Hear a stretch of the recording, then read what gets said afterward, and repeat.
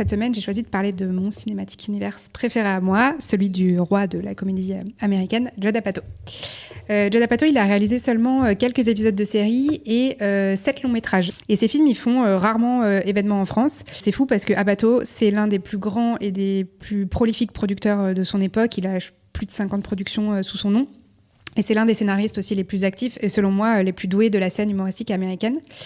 Depuis 30 ans, qu'il soit réalisateur ou producteur, Judd Apatow, il reproduit une recette qui a totalement fait ses preuves. En fait, c'est celle de révéler une future star de l'humour dans un rôle d'adolescent semi-autobiographique. Et il a ainsi permis à de très nombreux talents, Steve Carell, Seth Rogen, Amy Schumer, pour ne citer que, de devenir des poids lourds de l'humour, mais aussi à de nombreuses comédies franchement cultes de voir le jour.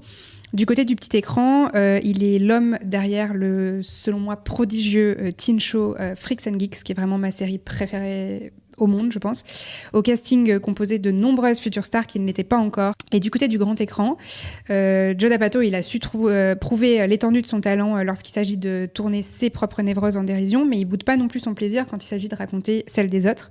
Donc quand il réalise pas ses films, sa spécialité, c'est d'apporter sa patte à des histoires de losers magnifiques qui refusent de grandir, que ce soit sous la caméra d'Adam McKay, de Greg Mottola ou de Paul Feig. On a de fait pu lui reprocher parfois un certain entre-soi façon boys club blanc, et je trouve à juste titre. Et du coup, après avoir filmé l'immaturité au masculin sous absolument toutes ses coutures, il a décidé de changer de cap, et il y a à peu près une grosse dizaine d'années, il a décidé de se focaliser sur des personnages féminins qui sont pas plus épargnés que ces personnages masculins.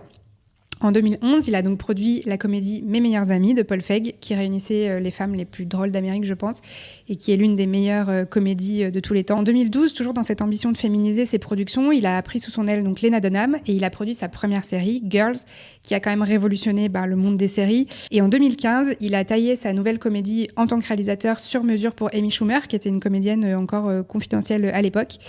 Pour moi, en tant que réalisateur, son coup de maître, ça restera à jamais son coup d'essai, son premier film qui est 40 ans toujours puceau. Dans ce film, il posait la première pierre de sa réflexion que je trouve assez passionnante et très personnelle sur la difficulté à grandir qui va vraiment traverser tout son corpus cinématographique. Il a aussi révélé au grand public tous ces freaks and geeks adorés à lui qui formeront sa bande de fidèles collaborateurs, et surtout, il a popularisé l'immense Steve Carell. Et il a prouvé, comme il a eu de cesse de le faire depuis, que c'est avant tout un dénicheur et un catalyseur de talent assez dingue.